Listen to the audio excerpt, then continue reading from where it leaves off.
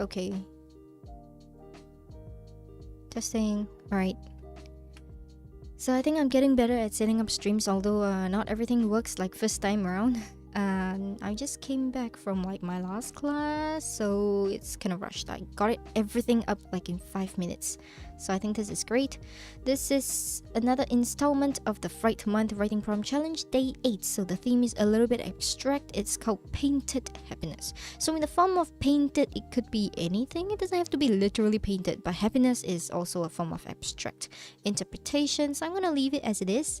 Alright, I'm going to go through Painted Happiness today. And then today's theme is actually Godzilla's Tinder profiles. Oh. It will be interesting, so I'll go through all this tomorrow. I'm still collecting Tinder profiles, and then I'm gonna like decide if it's a swipe right or if it's a swipe left on Godzilla itself. So please make sure that you write a very appealing Tinder profile for my guy. He's single as fuck. So this is Droopy's entry for Painted Happiness. And she starts off with, okay, this is not like a 2-sentence thing, so this is actually like what's a short story scene kind of prompt. It's spine chilling as ever. Hey Jack, hey, this is Jack. I'm probably doing a surgery. Just leave a message after the beep. Happy birthday, Jack, Jack's mother greeted him, and his siblings chimed in after her. We're still at the mall, but guess what? We got something for you. Hurry home, okay, honey? I can't wait for you to see it. Amid the recording were the sounds of a knife hitting the chopping board. The soup was already boiling, but the person cutting up the carrots moved the knife in the rhythm of his breathing. He huffed in exhaustion. But he still hadn't crossed out the last meal to be cooked for that night. So it's a very contradictory scene whereby, there is like this enthusiastic thing and then a playback of messages and then someone just casually cooking. So normally in a horror story, if somebody is cooking, then technically something is wrong. Right? In the adjacent living room was the TV. There was a report about a horrendous road rage accident that got 5 people killed.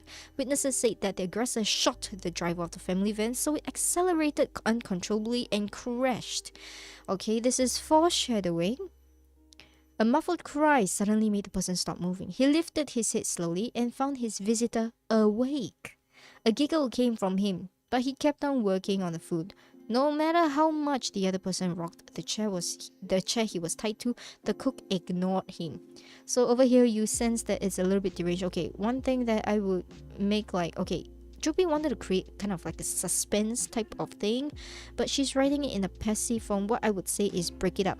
Right, do the focus in shorter sentences so that you can pace it out for the reader and create a more full picture rather than cramming details into it. That's one thing that can be improved on. Hey, sorry about the mess in the kitchen, Mom. I'll clean it up after the party. So now we know he's actually making dinner for like the party even though he was exhausted, and maybe it was his birthday. Then the cook finished the soup and slowly walked to the table. At this point of time, you start questioning.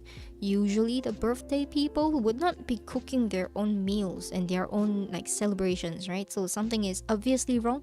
Plus the fact that he had a visitor and the visitor was in a chair that was tied to it. So okay, something deranged here.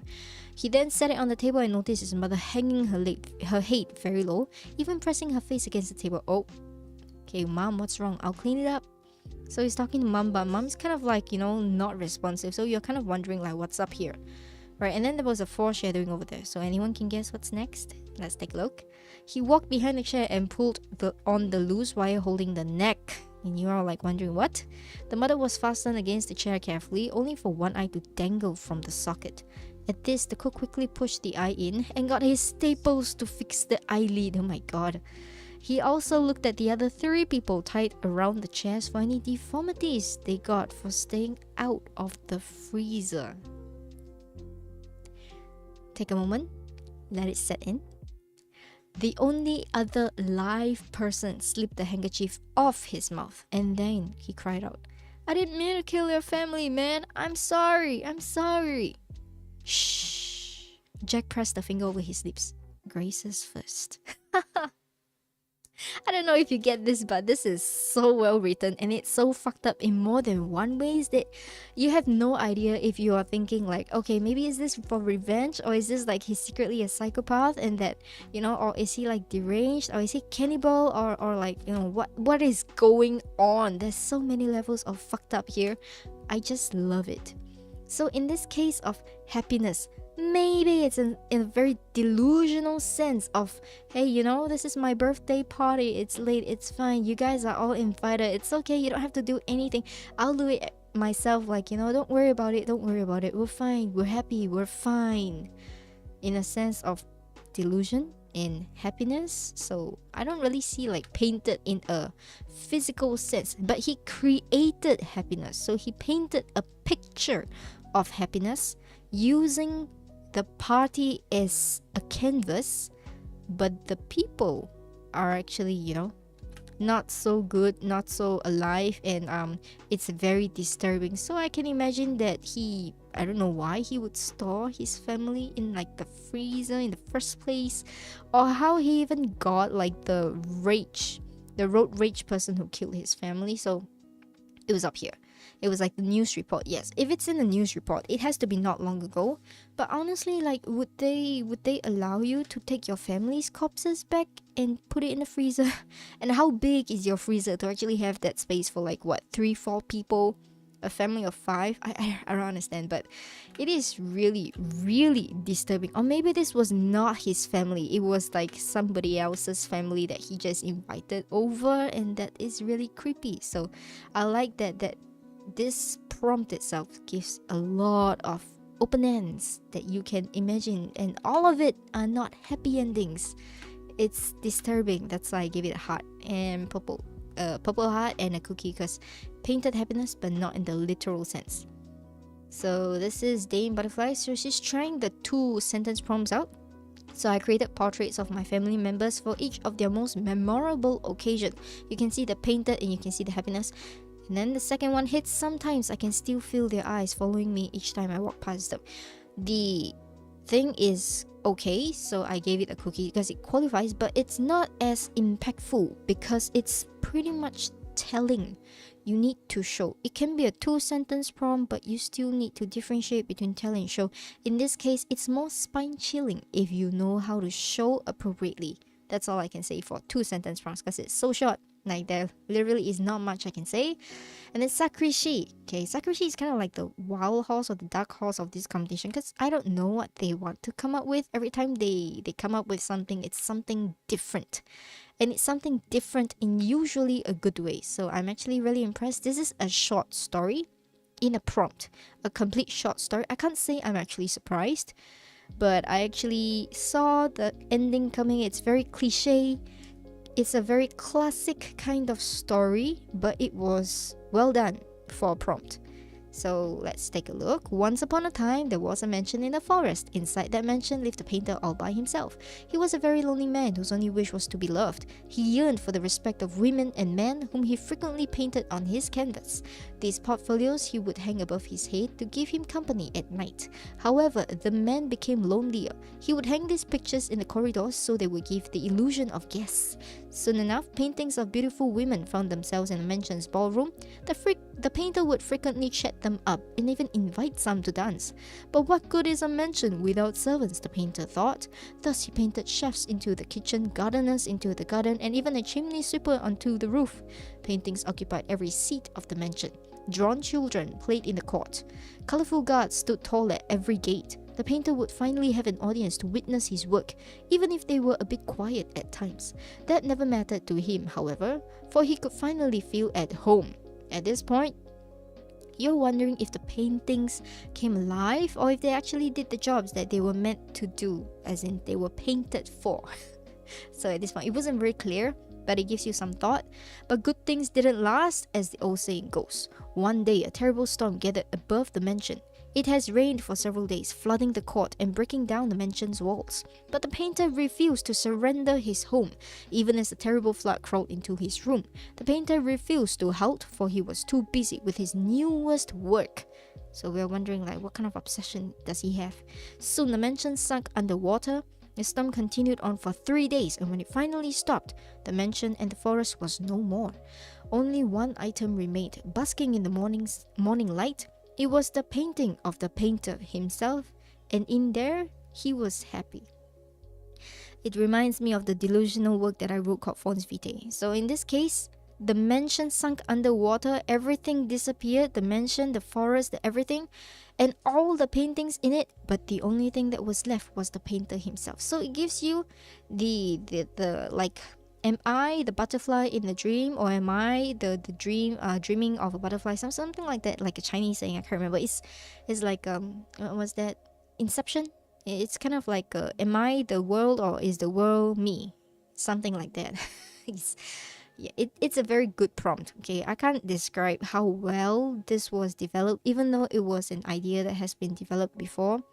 It is done right, and when it's done right, it deserves all the credit that it's due.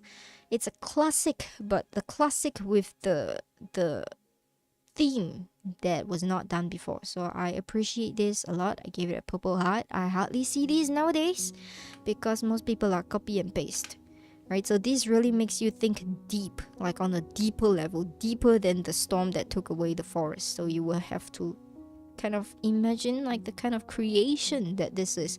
Is it the chicken or the egg first kind of story? I like this a lot. So it's philosophical in many ways.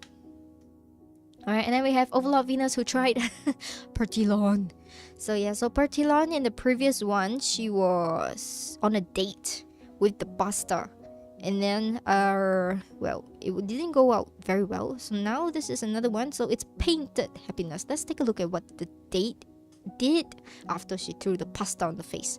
So there, even your costume looks happy now. Kettle Lane muttered lifelessly. You haven't done some tweaks to Squiddymon's costume, blah blah blah. Okay, and then so literally the tweaks were painted. So Squiddymon had now droopy eyes and a wry smile, stuff like the ones used in emojis that reeked of cuteness. Somehow the mascot was now more pleasing to the eyes. It was because all of its tentacles had been removed of all details, now resembling plain tails that can be used like ropes by the kids. The mascot was no different to a cute plushie now, the only difference being the human trapped within it. Forming sharp contrast to the external appearance of happiness, one eternally chirpy, the one within Pertilon, couldn't have felt any shittier. The last she remembered was smacking Zekimon in the face with a creepy pasta. So they literally painted this happiness onto the face of the mascot that her head was stuck in. Alright, so he took it literally. Yeah, I liked how he took it literally. It qualifies, and it's just plain ridiculous only in Pertilon's universe. Before she knew it, she made it back home, fell asleep struggling to the bathroom, and the next day, and now she came for work. The reason was simple. She planned to suffer for the duration of 2 weeks, following which she would be able to resign. So she's planning to resign. Squiddy hi, she said in a chirpy voice, hugging a group of children that were more enthusiastic today, dangling from her tentacles. I mean, Pertilon must have some really strong muscles or something, because if like your tentacles is part of the costume and it's part of like your body that you have to lift them off, I can't imagine children being light at all. Like I try carrying kids and I can't. Some of them I can't, right? I have to carry them to the piano chair if they're too small, and some of them are like literally they can break my back because I'm weak. I'm not very strong. So Pertilon has to be like plenty of strong. She wondered what they would be like if they saw her actual expression, one oozing of murderous intent. She was close. She was inching close to murdering the brats any second now. So I can imagine, like, you know, in the outside it's like a smiley face, and then the aura surrounding this very cute smiley face is just dark. This is actually good with the contrast. It's still very Overlord Venus, so I don't see anything new in here that makes me want to give a purple heart. I'm sorry, but the Pertilon challenge is still, yeah. So literally, you're supposed to make Godzilla sound appealing to find his Brightzilla. Not sure what kind of personality Godzilla has, but well, there are some facts that cannot be changed, and you can find them on Wikipedia. I did not limit anyone to that, so that's all for today's prompts. I hope it has been enjoyable so far and not actually very stressful. With that, I will end my stream. Thank you for joining. Goodbye.